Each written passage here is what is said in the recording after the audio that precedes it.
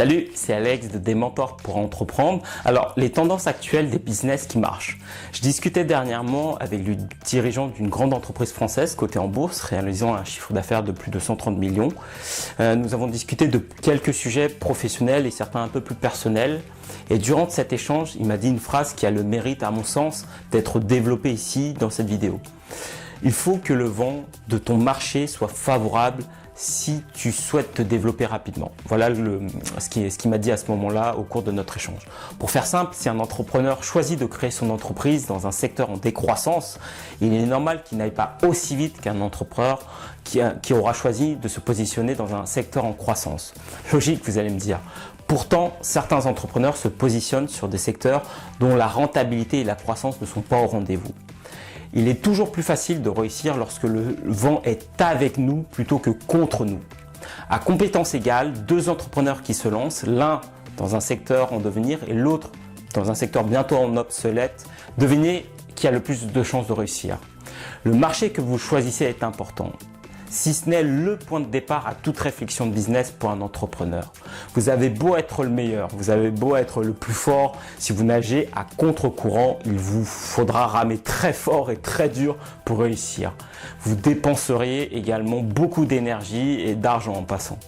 La question maintenant est de savoir quelles sont les tendances actuelles des business qui marchent. J'ai assisté dernièrement à un séminaire organisé par le réseau Plateau sur l'innovation.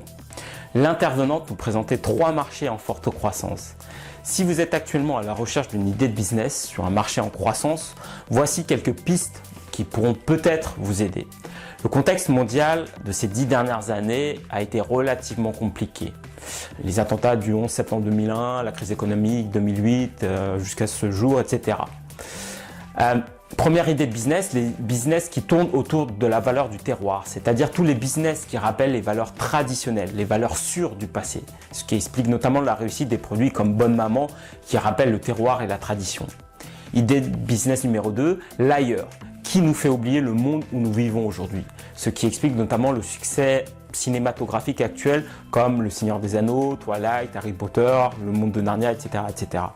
En gros, tous les business qui nous transposent dans un monde différent, qui nous font rêver et qui nous font espérer un monde meilleur ou un mode de vie différent. D'ailleurs, le secteur du blogging ne fait pas exception. Ceux qui se positionnent sur le créneau, vivez une vie différente, vivez la vie de vos rêves, réussissent très bien. Idée de business numéro 3, les business, c'est compliqué aujourd'hui, mais nous allons agir ici et maintenant par de petites actions ensemble. L'explosion du marché du coaching en est un exemple parfait.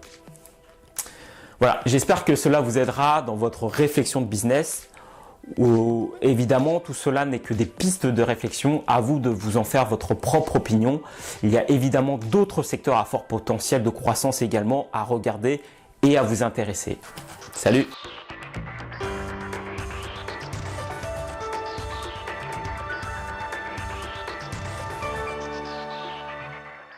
Bonsoir à tous, merci de votre fidélité. Vous êtes sur Télésud, c'est l'entretien du jour. Entretien du jour aujourd'hui avec Fatoumata Sidibé, jeune femme chef d'entreprise et créatrice du site e-Market Africa. Fatoumata, bonsoir. Bonsoir Guy. Merci d'être venue jusqu'à Télésud pour parler justement de votre engagement dans le monde de l'entreprise. Vous avez 29 ans et vous êtes talent des cités. Oui, talent national des cités. Ouais.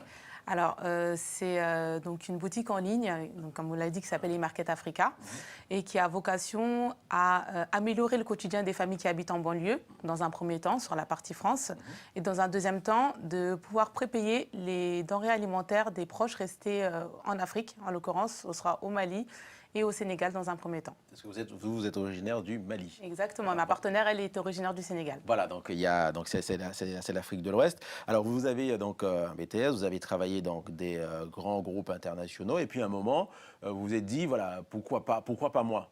Effectivement. Et vous êtes lancé sur cette création. Comment ça s'est passé? Alors, j'ai toujours voulu entreprendre. Mon modèle, c'est mes parents. Mes parents ont quitté l'Afrique et sont venus s'installer dans un pays qu'ils ne connaissaient pas.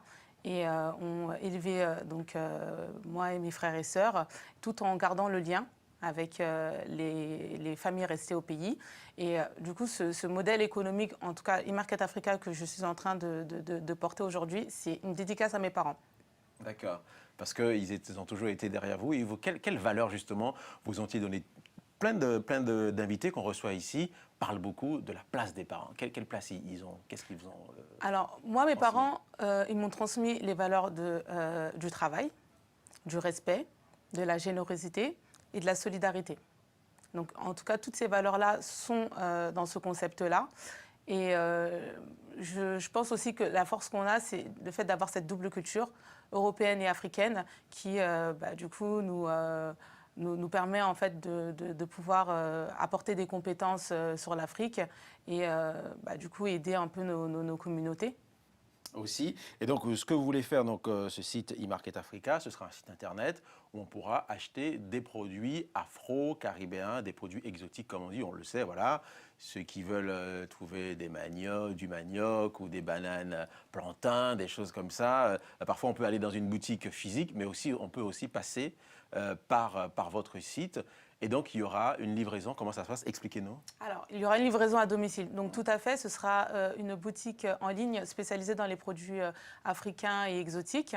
Donc, comme vous l'avez cité, hein, tout ce qui est poisson surgelé, riz, bananes plantain, gambos, aubergines africaines. Donc, tous ces produits qu'on utilise pour faire nos cuisines africaines. Donc, ce sera une livraison à domicile. Donc, dans un premier temps, sur Seine-Saint-Denis. Et ensuite, on élargira sur l'Île-de-France. Et après, dans un deuxième temps, on permettra aux ressortissants maliens et sénégalais, partout dans le monde, de pouvoir prépayer les courses de leur famille en partenariat avec des boutiques locales sur place au Mali et au Sénégal. D'accord, donc on en parlera donc dans la deuxième partie. Mais pour ce qui est donc le côté local, vous avez vraiment senti justement une demande, le côté pratique. Vous dites par exemple, voilà, il y a de grands marchés, il y a notamment Château-Rouge, il y a certains produits qu'on ne trouve qu'à Château-Rouge, mais pour quelqu'un qui habite en banlieue, c'est compliqué. Et vous pourriez justement faciliter la vie de ces hommes et femmes, parce qu'il n'y a pas que les femmes qui font le marché. Effectivement. Alors, Château-Rouge, c'est le Rungis de l'Afrique sur Paris. J'ai du vécu personnel par rapport à ça. Quand j'étais plus petite, tous les week-ends, on accompagnait ma mère à Château-Rouge faire les courses. Et c'était tout simplement un calvaire, très clairement. Porter des bananes plantain et des sacs d'igname de 10 kilos avec des cartons de poissons surgelés, c'était tout simplement la croix et la bannière. En plus, c'était en métro. Donc voilà, c'est pas du tout évident. Alors maintenant, nous, on est issus de la deuxième génération, voire la troisième génération. On est toujours friands de ces plats africains. Voilà, on a la transmission de nos mamans qui du coup fait qu'on on fait toujours ces plats-là. Et que c'est bon. Effectivement. Mais le problème, c'est qu'on est active. On est active, on n'a pas le temps d'aller se rendre sur Château-Rouge pour faire ses courses. Donc ce concept-là permettra en tout cas d'améliorer le quotidien. Déjà des mamans qui sont fatiguées de prendre des sacs qui peuvent aller jusqu'à 60 kilos dans les métros, mais aussi, on va dire, de faire la transition avec la deuxième génération qui, elles, n'ont pas le temps de faire les courses. Et du coup, le numérique, en tout cas, pourra faciliter ce problème, en tout cas. Et donc, ça devrait se mettre en place bientôt, puisque voilà. Vous avez gagné donc, le prix Talent des Cités 2013 au niveau national dans la catégorie émergence. Ça veut dire que c'est une entreprise qui sera donc créée et opérationnelle dans quelques jours. Effectivement, le lancement est prévu justement le 19 octobre. Et on espère en tout cas pouvoir aussi l'annoncer le jour de la remise des prix qui se fera le 19 octobre au Sénat au niveau de l'hémicycle.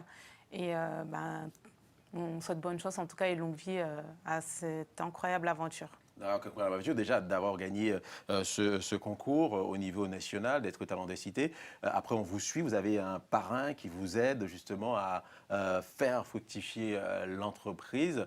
C'est ça aussi qui est intéressant avec ce concours Talent des Cités. Effectivement. Alors, moi, j'ai été suivie par l'ADI et c'est la Fondation SFR qui nous suit. Talent des Cités, c'est un réel tremplin. Ça nous place en tant qu'ambassadrice dans nos cités.